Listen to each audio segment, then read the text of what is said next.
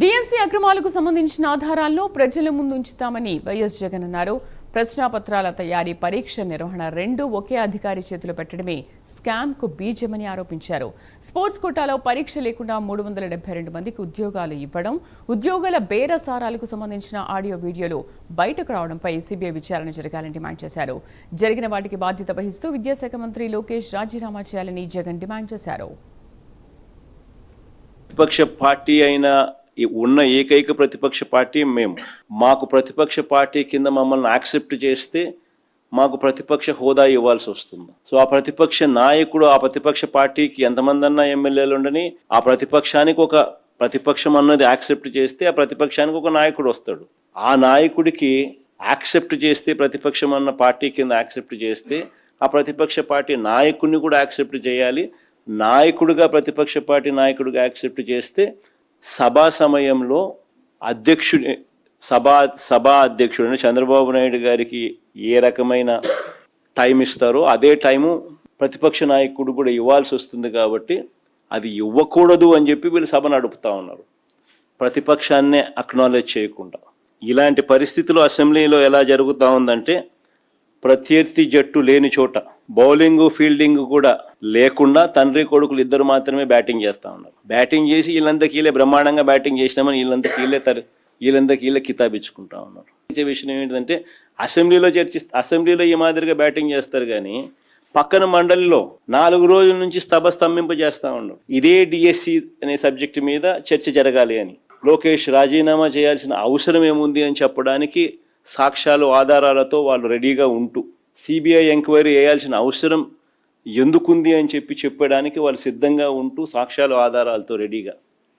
పక్కన కౌన్సిల్లో మాత్రం డిస్కషన్ చేయరు, డిస్కషన్లోకి రానిరు. కౌన్సిల్లో ఎందుకు వీళ్ళు ఒప్పుకోరు చర్చ జరగడానికి అని అంటే, దానికి కారణం తప్పులు జరిగాయి కాబట్టి. అది ఎక్కడ సాక్ష్యాలు ఆధారాలతో సహా బయటపెట్టే పరిస్థితి కనిపిస్తుందేమో అని చెప్పి సిబిఐ విచారణ చేయాల్సిన అవసరం ప్రస్ఫుటంగా అందరికీ కూడా తెలుస్తుంది. కాబట్టి లోకేష్ రాజీనామా చేయాల్సిన అవసరం ప్రతి ఒక్కరికి కూడా తేటతెల్లంగా కనిపిస్తుంది. కాబట్టి డిఎస్సి పరీక్షను నిర్వహించే బాధ్యత డిఎస్సి కన్వీనర్ది. ఈ రెండు ఒకే వ్యక్తికి ద్వారా జరిపిస్తే పారదర్శకతకు పాతర వేసినట్టు అవుతుంది, లీకేజీకి స్వయంగా ద్వారాలు తెరిచినట్టు అవుతుంది. అంటే పరీక్ష ప్రశ్నల తయారీకి ఒకంతోనే చేయిస్తూ ఉన్నారు, పరీక్ష నిర్వహణ చేసే కార్యక్రమం కూడా సేమ్ వ్యక్తితోనే చేస్తూ ఉన్నారు. ఏపీడిఎస్సి నియామకాల చరిత్రలోని ఈ రెండు బాధ్యతలు ఎప్పుడూ కూడా ఒకే వ్యక్తికి అప్పగించిన చరిత్ర ఆంధ్ర రాష్ట్రంలో ఇంతవరకు ఎప్పుడూ లేదు.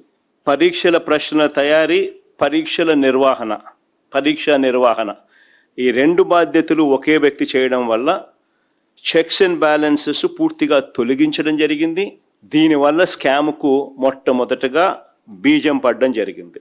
అందుకే సిబిఐ ఎంక్వైరీ అన్నది అడగడం జరుగుతూ ఉంది. నేను అడుగుతా ఉన్నా, నేను చంద్రబాబు నాయుడు గారిని అబ్బా కొడుకుని ఇద్దరిని ఒకటే అడుగుతాను. క్యాండిడేట్ ఐడిని బ్లాక్ చేసి కాల్ లెటర్ పంపనప్పుడు ఆ నవీన్ సర్టిఫికేట్ వెరిఫికేషన్కు ఎలా రాగలుగుతాడు?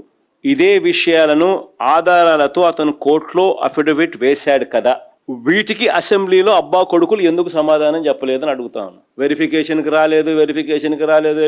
రాకపోతే ఎలా ఇస్తామని అంటాడే తప్ప, వీళ్ళు ఐడిని బ్లాక్ చేశారని కానీ, వీళ్ళు కాల్ లెటర్ పంపలేదని కానీ, అందుకనే నవీన్ అనే వ్యక్తి వెరిఫికేషన్కు రాలేకపోయాడని కానీ, అందుకనే నవీన్ అనే వ్యక్తి తనకు అన్యాయం జరిగింది న్యాయం చేయమని చెప్పి కోర్టులో అఫిడవిట్ వేసాడని కానీ, కోర్టులో ఫైల్ చేసాడని కానీ ఎందుకు అబ్బా కొడుకులు అసెంబ్లీలో చెప్పాల? చంద్రబాబు నాయుడు గారు, ఆయన కొడుకు, అబ్బా కొడుకులు ఇద్దరూ అంగీకరించిన మరో విషయం, డిఎస్సి పరీక్ష రాయకుండానే, చాలా ఇంపార్టెంట్ విషయం, మొట్టమొదటిసారి రాష్ట్ర చరిత్రలో ఎప్పుడు జరగల, బహుశా దేశంలో కూడా ఎప్పుడైనా జరిగిందో లేదో నాకు తెలియదు, డిఎస్సి పరీక్ష రాయకుండానే, అసలు పరీక్ష రాయకుండానే స్పోర్ట్స్ కోటా పేరిట పోస్టులు వాళ్ళకి కావాల్సిన వాళ్ళకి ఇచ్చుకోవడం, దీనికోసం జీవోలు జారీ చేశారని ఇద్దరు అబ్బా కొడుకులు ఒప్పుకున్నారు.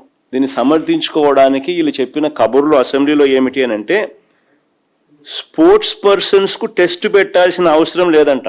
వీళ్ళు చెప్పిన మాటలు అసెంబ్లీలో, పివి సింధు లాంటి వారికి నేరుగా ఉద్యోగాలు ఇచ్చాం కాబట్టి పిల్లలకు చదువులు చెప్పే ఈ టీచర్ ఉద్యోగాలు కూడా అవి కూడా 372 ఉద్యోగాలు అలాగే సింధులాగానే ఇచ్చేయాలట.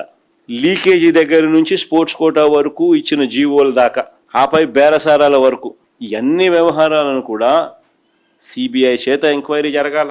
జరిగిన వాటికి బాధ్యత వహిస్తూ లోకేష్ రాజీనామా చేయాలి. నీట్ క్వశ్చన్ పేపర్ లీక్ బాధ్యత వహిస్తూ కేంద్ర మంత్రి ధర్మేంద్ర ప్రధాన్ రాజీనామా చేశారు. కేంద్ర మంత్రి ధర్మేంద్ర ప్రధాన్ గారు రాజీనామా చేసినారు కదా, అక్కడన్నా జీవోలు ఇచ్చిన, ఆడన్నా ఎవరు జీవోలు ఇచ్చిన పరిస్థితి లేదు. పుట్టి లీకేజీలే. ఇక్కడ లీకేజీతో పాటు జీవోల ద్వారా ఏ ఎగ్జామ్ రాయకుండా ఉద్యోగాలు, ఆ తర్వాత బేరసారాలు ఇన్ని కనిపిస్తా ఉన్నాయి. మరి ఎన్డీఏలో భాగస్వామిగా ఉన్న చంద్రబాబు నాయుడుకు ఆయన కొడుకు వేరే నీతే? ధర్మేంద్ర ప్రధాన్ గారికి ఒక నీతి, చంద్రబాబు నాయుడు గారు ఆయన కొడుకు ఇంకో నీతి.